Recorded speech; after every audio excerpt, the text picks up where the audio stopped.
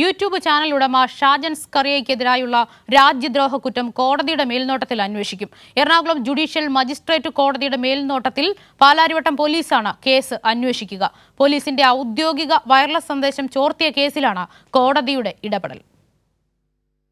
ഷാജൻ സ്കറിയയ്ക്കെതിരായുള്ള കേസിന്റെ തുടരന്വേഷണം കോടതിയുടെ മേൽനോട്ടത്തിൽ നടത്തണമെന്നാണ് എറണാകുളം ജുഡീഷ്യൽ മജിസ്ട്രേറ്റ് കോടതി നിർദ്ദേശം നൽകിയിട്ടുള്ളത്. കേരള പോലീസിന്റെ ഔദ്യോഗിക വയർലെസ് സന്ദേശം ചോർത്തി യൂട്യൂബ് ചാനലിലൂടെ പ്രചരിപ്പിച്ച സംഭവത്തിൽ പാലാരിവട്ടം പോലീസാണ് കേസെടുത്തത്.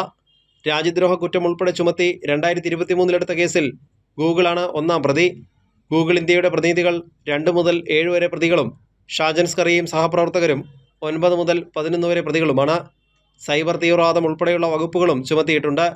പരാതിക്കാരനായ മുഹമ്മദ് ഫിർദൌസ് നൽകിയ ഹർജിയിലാണ് കോടതി ഇടപെടൽ. ഓരോ 30 ദിവസം കൂടുമ്പോഴും അന്വേഷണ പുരോഗതി കോടതിയിൽ റിപ്പോർട്ടായി നൽകണമെന്നും നിർദ്ദേശമുണ്ട്.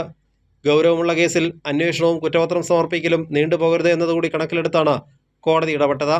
2 ഞെട്ടിക്കുന്ന വയർലെസ് സന്ദേശങ്ങളെന്ന തലക്കെട്ടിൽ മറുനാടൻ മലയാളി എന്ന യൂട്യൂബ് ചാനലിലൂടെയാണ് ഷാജൻ സ്കറിയ വീഡിയോ പ്രസിദ്ധീകരിച്ചത്.